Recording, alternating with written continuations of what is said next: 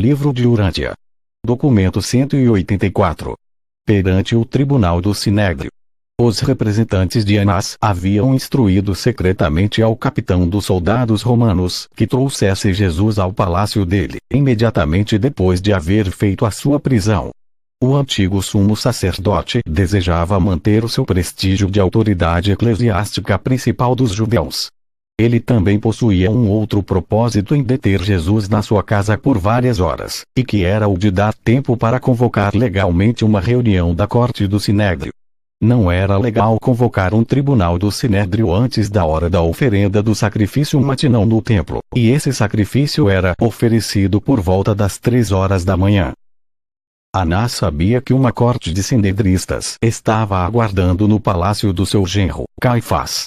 Uns 30 membros do Sinédrio se achavam reunidos na casa do sumo sacerdote por volta da meia-noite, de modo a estarem prontos para julgar Jesus quando ele pudesse ser trazido diante deles. Estavam reunidos apenas os membros que se opunham forte e abertamente a Jesus e aos seus ensinamentos, posto que eram necessários apenas 23 deles para que um tribunal de julgamento fosse constituído. Jesus passou cerca de 3 horas no palácio de Anás, no Monte das Oliveiras, não longe do jardim do Getsemane, onde o haviam capturado.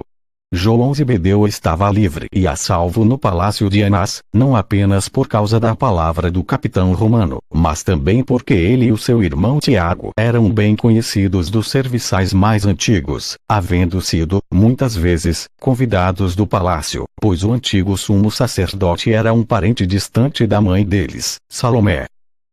O interrogatório de Anás. Enriquecido com os impostos do templo, tendo o seu genro como sumo sacerdote em exercício e mantendo lá as suas relações com as autoridades romanas, Anás de fato era o indivíduo mais poderoso da comunidade judaica. Era um planejador e um manipulador político bem formado. Desejava ter o controle dessa questão ligada a Jesus, pois decisões muito importantes ele temia confiá-las integralmente ao seu genro, que era brusco e precipitado. Anás queria assegurar-se de que o julgamento do mestre fosse mantido nas mãos dos saduceus. Temia a possível simpatia de alguns dos fariseus, vendo que praticamente todos os membros do Sinédrio, os que haviam esposado a causa de Jesus, eram fariseus. Anás não via Jesus há vários anos, desde a época em que o mestre, ao o apresentasse na sua casa, saiu imediatamente dali ao deparar com a frieza e a reserva com que fora recebido. Anás chegou a pensar em prevalecer-se dessa antiga relação e então tentou persuadir Jesus a abandonar as suas pretensões e deixar a Palestina.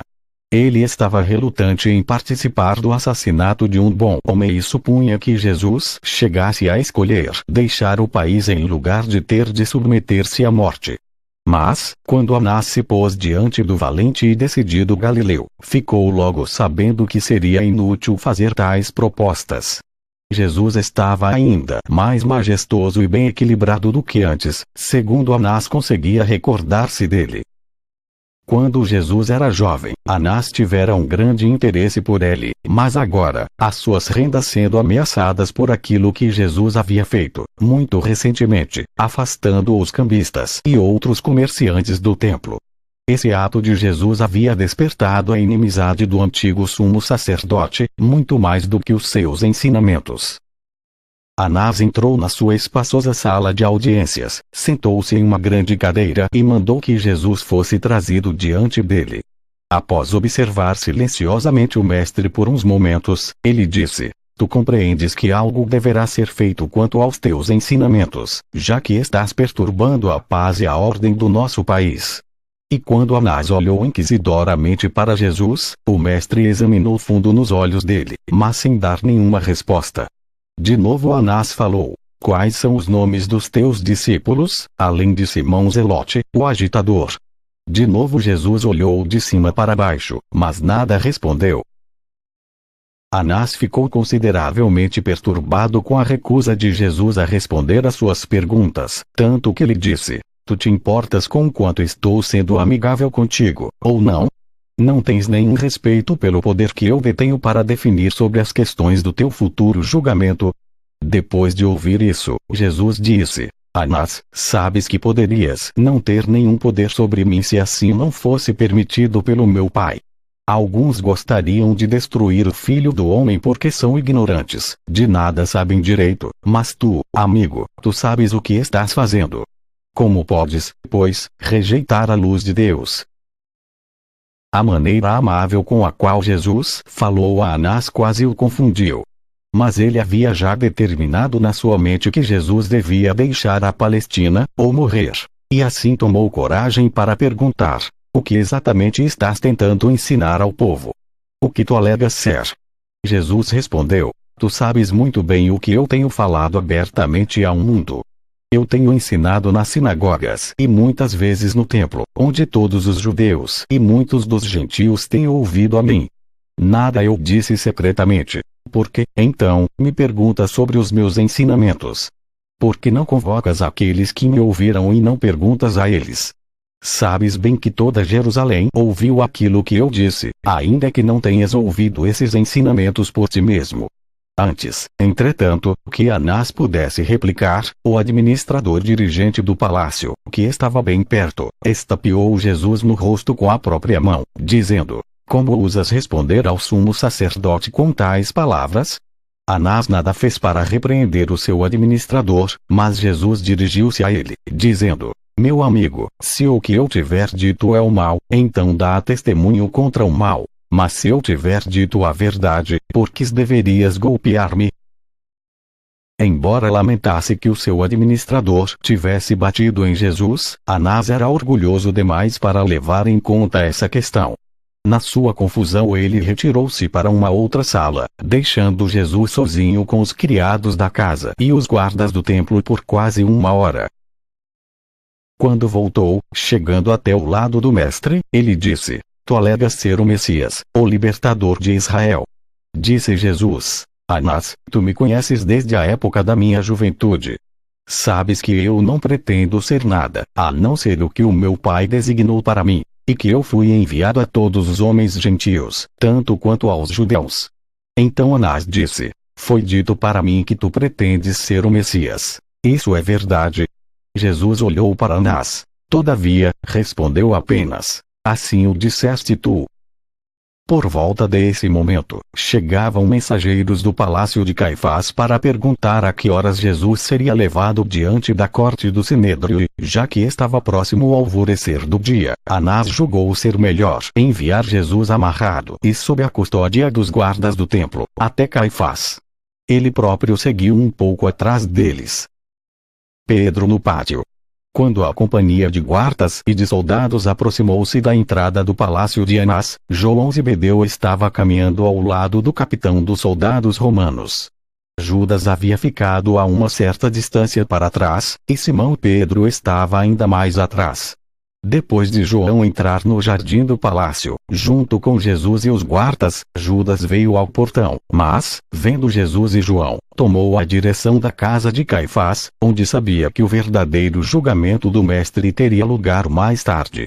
Logo depois que Judas saiu, Simão Pedro chegou e, como ficou diante do portão, João o avistou exatamente quando iam levar Jesus ao palácio. A porteira que tomava conta da entrada conhecia João e, quando este falou com ela, pedindo que deixasse Pedro entrar, ela prontamente consentiu. Pedro, ao entrar no pátio do jardim, foi até a lareira de carvão, buscando aquecer-se, pois a noite estava muito fria. Ele sentia-se deslocado ali entre os inimigos de Jesus e, de fato, não se sentia no seu lugar. O mestre não instruíra a ele que ficasse perto e disponível como pedira a João. Pedro deveria estar com os outros apóstolos, que haviam sido especificamente avisados para não colocar as suas vidas em perigo durante os momentos do julgamento e da crucificação do seu mestre. Pedro jogou fora sua espada pouco antes de chegar ao portão do palácio, de modo que entrou desarmado no jardim de Anás. A sua mente estava em um redemoinho de confusão, e ele mal podia conceber que Jesus havia realmente sido preso. Não captava a realidade da situação, que ele estava ali no jardim de Anás, aquecendo-se diante dos serviçais do sumo sacerdote. Ficava imaginando o que os outros apóstolos estariam fazendo e, ao revolver na sua mente como é que João havia sido admitido no palácio, concluiu que isso se devesse ao fato de João ser conhecido dos servos, já que havia pedido à porteira para deixá-lo entrar. Pouco depois que a porteira deixou Pedro entrar e, enquanto ele estava aquecendo-se junto à lareira, ela chegou perto dele e disse maliciosamente: "Não és também tu um dos discípulos deste homem?" Ora, Pedro não devia ter se surpreendido com esse reconhecimento, pois fora João que havia requisitado da moça que o deixasse passar pelo portão do palácio. Mas Pedro estava em um estado tal de tensão nervosa que essa identificação como um discípulo deixou-o desequilibrado e, com um só pensamento dominando a sua mente, o de escapar com vida. Prontamente ele respondeu à pergunta da porteira dizendo: "Não, eu não sou." Logo em seguida um outro serviçal veio a Pedro e perguntou: "Eu não te vi no jardim, quando eles prenderam este homem. Não és um dos seus seguidores?" Pedro estava agora profundamente alarmado. Ele não via nenhum modo de escapar com segurança desses acusadores. E, assim, veementemente negou qualquer ligação com Jesus, dizendo: "Eu não conheço este homem, e não sou um dos seus seguidores." Nesse momento a porteira chamou Pedro a um lado e disse: "Eu estou certa de que tu és um discípulo desse Jesus, não apenas porque um dos seus seguidores pediu-me que te deixasse entrar aqui no jardim, mas a minha irmã aqui tem te visto no templo com esse homem. Por que negas isso?" Quando Pedro ouviu a criada acusá-lo, ele negou qualquer ligação com Jesus, com muito praguejar e com juramentos, dizendo novamente: "Eu não sou um seguidor deste homem. Eu sequer o conheço. Eu nunca ouvi falar dele antes." Pedro saiu de perto da lareira, por um momento, enquanto caminhava pelo jardim. Ele bem gostaria de ter fugido dali, mas temia atrair as atenções sobre si. Sentindo frio, voltou para perto da lareira, e um dos homens ali perto disse: "Certamente tu és um dos discípulos deste homem. Esse Jesus é galileu, e a tua fala te trai, pois também falas como um galileu." E novamente Pedro negou qualquer ligação com seu mestre.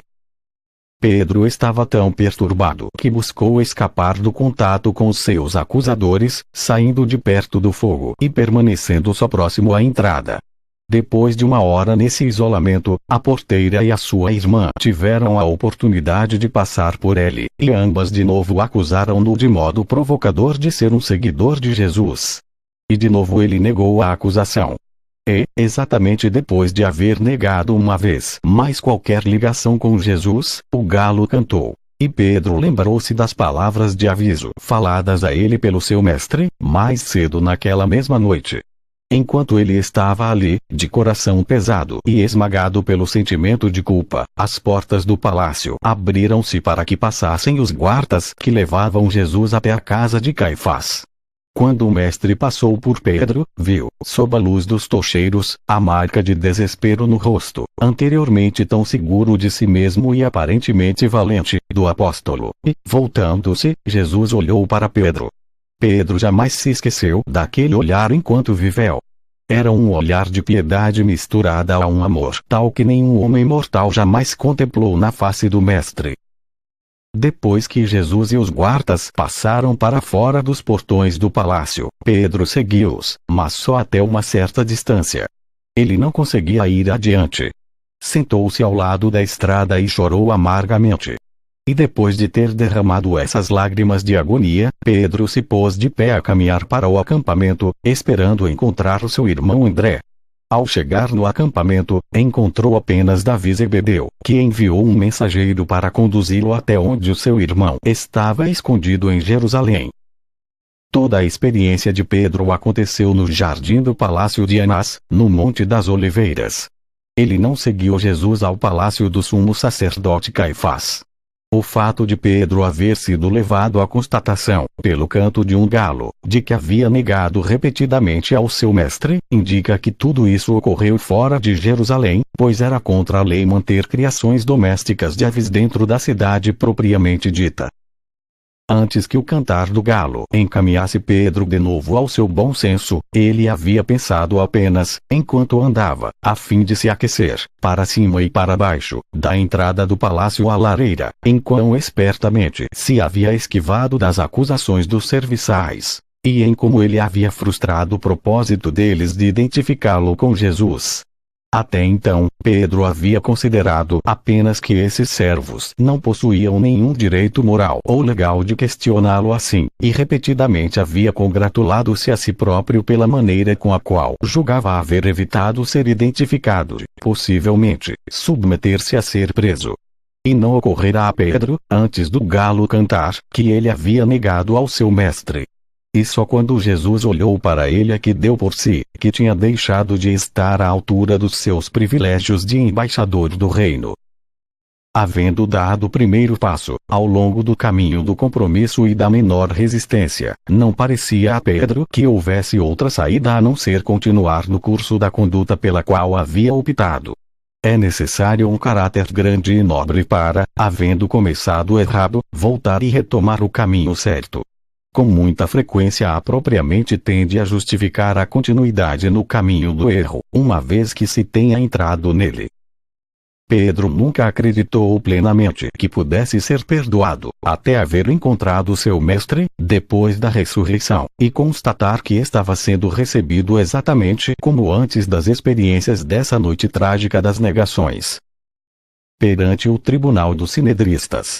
Eram por volta de 3:30 da madrugada, dessa sexta-feira, quando o sacerdote principal, Caifás, declarou constituído o tribunal dos sinedristas, para a investigação, em seguida pedindo que Jesus fosse trazido perante eles para ser julgado formalmente. Em 3 ocasiões prévias, o sinédrio havia decretado a morte de Jesus. Com uma ampla maioria de votos, havia decidido que ele merecia a morte por acusações informais de usurpar a lei, de blasfêmia e de insultar as tradições dos pais de Israel. Não se tratava de uma reunião do sinédrio convocada regularmente e não estava sendo realizada no local habitual, a sala de pedra lavrada no templo. Esse era um tribunal especial de uns 30 sinedristas e que haviam sido convocados ao palácio do sumo sacerdote. João Zebedeu estava presente junto com Jesus durante este assim chamado julgamento. Como esses sacerdotes principais, escribas, saduceus e alguns dos fariseus gabavam-se de que Jesus, o perturbador da posição deles e desafiador da sua autoridade, estava agora detido seguramente nas suas mãos. E estavam decididos a não o deixar escapar vivo das suas garras vingativas. Normalmente, ao julgarem um homem sob uma acusação capital, os judeus procediam com uma grande prudência e providenciavam toda a garantia de equidade na seleção de testemunhas e em toda a conduta do tribunal. Mas, nessa ocasião, Caifás se fazia mais de promotor do que um juiz imparcial. Jesus apareceu perante esse tribunal com as suas vestes habituais e com as suas mãos atadas juntas nas suas costas. Toda a corte encontrava-se espantada e um tanto confusa com aquele porte majestoso. Nunca em toda a sua vida haviam colocado seus olhos sobre um prisioneiro como este, nem presenciado a uma tal compostura em um homem cuja vida estava sob julgamento. A lei judaica exigia que ao menos 2 testemunhas concordassem sobre qualquer ponto, antes que uma acusação pudesse ser feita contra o prisioneiro. Judas não podia ser usado como uma testemunha contra Jesus, pois a lei judaica proibia especificamente que a testemunha fosse um traidor. Mais de 20 testemunhas falsas estavam à mão para atestar contra Jesus, mas os seus testemunhos eram tão contraditórios e tão visivelmente fraudulentos que os próprios sinedristas muito se envergonhavam de toda aquela situação. Jesus permaneceu lá, olhando benignamente para esses perjuros. E, em si, a sua compostura deixava desconcertadas as testemunhas mentirosas. Durante todos esses testemunhos falsos, o mestre, em nenhum momento, disse uma palavra que fosse, sequer respondeu às várias acusações falsas. A primeira vez que dois dos testemunhos apresentaram algo como uma semelhança em estarem de acordo foi quando dois homens atestaram que haviam ouvido Jesus dizer durante um dos seus discursos no templo que ele destruiria esse templo feito com as mãos do homem e em 3 dias faria um outro templo sem empregar mãos humanas. Isso não era exatamente o que Jesus dissera, independentemente do fato de que ele havia apontado para o próprio corpo ao fazer aquele comentário. Embora o sumo sacerdote tivesse gritado para Jesus: "Não respondes a nenhuma dessas acusações", Jesus não abriu a boca. Permaneceu ali em silêncio, enquanto todas essas testemunhas falsas faziam as suas declarações. O ódio, o fanatismo e o exagero inescrupuloso de tal modo caracterizaram as palavras desses perjuros, que os seus testemunhos desmoronavam nos próprios embaraços. O modo melhor para refutar as suas acusações falsas foi o silêncio calmo e majestoso do Mestre. Pouco depois do início das declarações das testemunhas falsas, Anás chegou e tomou o seu assento ao lado de Caifás.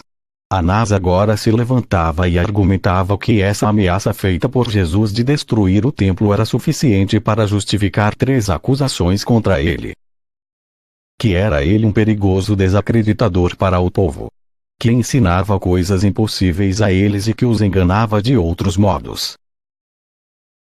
Que era um revolucionário fanático, pois advogava que colocassem mãos violentas no templo sagrado, ou então como poderia destruí-lo. Que ensinava magia, pois prometera construir um novo templo, e ainda sem a ajuda das mãos. O sinédrio inteiro já tinha concordado que Jesus era culpado por transgressões das leis judaicas, as quais demandavam a sua morte, mas eles estavam agora mais preocupados em desenvolver acusações a respeito da sua conduta e dos ensinamentos, que servissem como justificativa para que Pilatos pronunciasse a sentença de morte ao prisioneiro. Eles sabiam que deviam assegurar o consentimento do governador romano, antes que Jesus pudesse legalmente ser levado à morte. E Anás estava decidido a continuar a fazer parecer que Jesus era um instrutor perigoso demais para ser deixado em liberdade junto ao povo. Mas Caifás não podia mais suportar a visão do mestre ali, com um perfeito domínio de si em um silêncio inquebrantável. Ele pensava saber ao menos um modo pelo qual o prisioneiro pudesse ser induzido a falar. E assim, ele acorreu até o lado de Jesus e, sacudindo o seu dedo acusador no rosto do mestre, disse: "Eu te conjuro, em nome do Deus vivo, a que nos diga se és o libertador, o Filho de Deus." Jesus respondeu a Caifás: "Eu sou.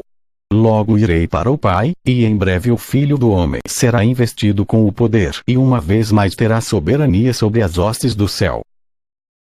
O sumo sacerdote, ao ouvir Jesus dizendo essas palavras, ficou excessivamente enraivecido e, rasgando a sua veste externa, exclamou: "Que necessidade temos de mais testemunhos? Vede, agora todos vós ouvistes a blasfêmia deste homem. O que pensais agora que deve ser feito a esse blasfemo e usurpador da lei?" E eles todos responderam em uníssono: "Ele é digno de morte, que seja crucificado." Jesus não manifestou nenhum interesse por qualquer pergunta feita a ele, quando diante de Anás ou dos sinedristas, exceto pela pergunta relativa à sua missão de auto-outorga. Quando perguntado: "Era ele o Filho de Deus?", Jesus respondeu instantânea e inequivocamente de modo afirmativo. Anás desejava que o julgamento continuasse ainda, e que as acusações de uma natureza definida a respeito da relação de Jesus com a lei e com as instituições romanas fossem formuladas para uma apresentação subsequente a Pilatos. Os conselheiros estavam ansiosos para levar essas questões rapidamente a um fim, não apenas porque era o dia da preparação para a Páscoa, e nenhum trabalho secular devia ser feito depois do meio-dia, mas também porque eles temiam que Pilatos pudesse a qualquer momento voltar a Cesareia, capital romana da Judéia, pois estava em Jerusalém apenas para a celebração da Páscoa. Entretanto, Anás não teve êxito em manter o controle da corte. Depois que Jesus, de um modo inesperado, havia respondido a Caifás, o sumo sacerdote se adiantou e esbofeteou-o no rosto com a própria mão. Anás ficou verdadeiramente chocado quando viu os outros membros da corte, ao passarem por ele, antes de sair da sala, cuspindo no rosto de Jesus, e, muitos deles, de um modo zombeteiro, estapeando-o no rosto com a palma das suas mãos. E assim, em desordem e confusão inauditas, essa primeira sessão do julgamento sinedrista de Jesus terminou, depois das 4:30 da manhã. 30 juízes falsos, cheios de preconceitos e cegos pelas tradições, com as suas testemunhas forjadas, têm a pretensão de julgar o justo Criador de um universo. E esses acusadores extremados ficam exasperados com o silêncio majestoso e com a presença magnífica desse Deus-homem. O seu silêncio é terrível de suportar. A sua palavra é destemidamente desafiante. Ele permanece inarredável diante das ameaças deles e não se intimida com os seus ataques. O homem julga a Deus, e ainda assim ele os ama e, se pudesse, o salvaria. A hora da humilhação. A lei judaica então exigia que, na questão da declaração da sentença de morte, houvesse 2 sessões do tribunal. Essa segunda sessão devia ser efetuada no dia seguinte ao da inicial. E, o tempo entre as duas, os membros do tribunal deveriam passá-lo em jejum e reclusão. Mas esses homens não podiam esperar até o dia seguinte para confirmarem a sua decisão de que Jesus devia morrer. E esperaram apenas 1 hora. Nesse meio tempo, Jesus foi deixado na sala do tribunal sob a custódia dos guardas do templo, que, com os servos do sumo sacerdote, se divertiam em lançar todas as espécies de indignidade sobre o Filho do Homem. Zombaram dele, cuspiram nele e esbofetearam-no com crueldade. E batiam-lhe no rosto com um vergalhão e diziam: faze uma profecia, do libertador, sobre quem foi que bateu em ti. E assim eles continuaram por 1 hora inteira, insultando e maltratando esse homem da Galileia que não opunha resistência. Durante essa trágica hora de sofrimento, de provações e de zombaria perante guardas e servos ignorantes e insensíveis, João Zebedeu esperou com um terror solitário em uma sala adjacente.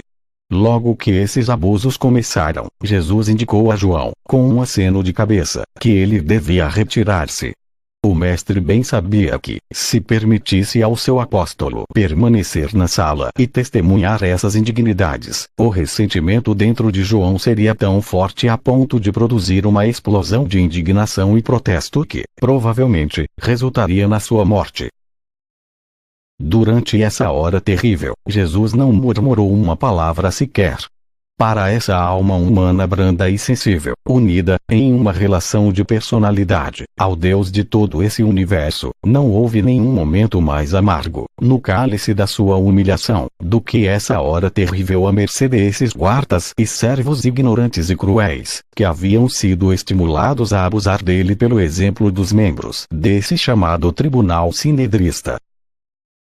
O coração humano, certamente, não pode conceber o estremecimento de indignação que varreu todo um vasto universo, quando as inteligências celestes puderam testemunhar seu amado soberano sendo submetido à vontade de algumas das suas criaturas, ignorantes e desviadas, na esfera desafortunada e obscurecida pelo pecado, de Urântia. Qual então é esse vestígio do animal, no homem, que o leva a querer insultar e agredir fisicamente aquilo que não pode alcançar espiritualmente, nem conceber intelectualmente? No homem meio civilizado espreita ainda uma brutalidade maldosa, que busca liberar-se sobre aqueles que são superiores em sabedoria e em alcance espiritual. Vede a maldosa grosseria e a ferocidade brutal desses homens supostamente civilizados, que sentem uma certa forma de prazer animal com o ataque físico ao Filho do Homem, que não opunha resistência. Enquanto esses insultos, sarcasmos e golpes caíam sobre Jesus, ele não se defendia, mas ele não estava sem defesa. Jesus não foi vencido, ele meramente não lutou no sentido material. E esses são os momentos das maiores vitórias do Mestre em toda a sua carreira longa e importante de Criador, sustentador e salvador de um universo vasto e variegado. Tendo vivido, em sua plenitude, uma vida para revelar Deus ao homem, Jesus está agora engajado em fazer uma revelação, nova e sem precedentes, do homem para Deus. Jesus está agora revelando aos mundos o trunfo final sobre todos os medos do isolamento da personalidade da criatura. O Filho do Homem finalmente conseguiu a realização da identidade como Filho de Deus. Jesus não hesita em afirmar que ele e o Pai são um. E, na base do fato e da verdade dessa experiência suprema e superna, ele exorta todos os crentes do reino a tornarem-se um com ele, como ele e o seu Pai são um. A experiência viva na religião de Jesus, assim, passa a ser a técnica segura e certa por meio da qual os mortais, espiritualmente isolados e cosmicamente solitários, da Terra, tornam-se capazes de escapar do isolamento da personalidade, com todas as suas sequelas de medo e de sentimentos associados de desamparo. Nas realidades fraternas do reino do céu, os filhos de Deus pela fé encontram a libertação final do isolamento do eu, tanto pessoal quanto planetariamente. O crente conhecedor de Deus experimenta crescentemente o êxtase e a grandeza da socialização espiritual em uma escala universal, a cidadania no alto, associada à realização eterna do destino divino de alcance da perfeição. A segunda reunião do tribunal. Às 5h30, o tribunal retomou os trabalhos, e Jesus foi levado para a sala adjacente, onde João esperava. Ali o soldado romano e os guardas do templo vigiaram Jesus, enquanto a corte começava a formulação das acusações que deviam ser apresentadas a Pilatos. Anás deixou claro para os seus companheiros que a acusação de blasfêmia não deveria ter nenhuma importância para Pilatos. Judas estava presente durante essa segunda reunião do tribunal, mas não testemunhou. Essa sessão do tribunal durou apenas meia hora e, quando suspenderam-na, para irem diante de Pilatos, eles haviam delineado a acusação de Jesus, para fazer-o merecedor da pena de morte, resumindo-a em 3 motivos. Que era um pervertedor da nação judaica, que enganara o povo e incitara à rebelião, que ensinava o povo a recusar pagar o tributo a César, que, com a pretensão de ser um rei e fundador de uma nova espécie de reino, incitava a traição contra o imperador. Todo esse procedimento era irregular e totalmente contrário às leis judaicas. Não havia 2 testemunhas que tivessem concordado em qualquer questão, exceto aqueles que testemunharam a respeito da afirmação de Jesus sobre destruir o templo, edificando novamente em 3 dias. E mesmo a respeito desse ponto, nenhuma testemunha falou pela defesa, nem foi Jesus chamado a explicar sobre a intenção do que havia dito. O único ponto baseado no qual o tribunal poderia tê-lo julgado com consistência teria sido da blasfêmia, e o julgamento dela teria que repousar inteiramente no próprio testemunho dele. Mesmo no que concernia à blasfêmia, eles deixaram de proceder a uma votação formal sobre a pena de morte. E, agora, presumiram formular 3 acusações, com as quais ir perante Pilatos, e sobre as quais nenhuma testemunha tinha sido ouvida, e que foram decididas quando da ausência do prisioneiro acusado. E quando isso foi feito, 3 dos fariseus deixaram o tribunal. Queriam ver Jesus destruído, mas não formulariam acusações contra ele sem testemunhas e na sua ausência. Jesus não apareceu novamente perante o tribunal sinedrista. Eles não queriam ter de olhar novamente para o seu rosto, enquanto julgavam a sua vida inocente. Jesus não sabia, como homem, das acusações formais deles, até tê-las ouvido de Pilatos. Enquanto Jesus encontrava-se na sala com João e os guardas, e enquanto o tribunal estava na sua segunda sessão, algumas entre as mulheres do palácio do sumo sacerdote, junto com as suas amigas, vieram para ver o estranho prisioneiro, e uma delas perguntou-lhe: "Tu és o Messias, o Filho de Deus?" E Jesus respondeu: "Se eu te disser, tu não crerás em mim, e se eu te perguntar, tu não responderás." Às 6h naquela manhã Jesus foi levado, da casa de Caifás, para comparecer perante Pilatos, a fim de ver se confirmada a sentença de morte que esse tribunal sinedrista havia, desse modo injusto e irregular, decretado. Livro de Urântia.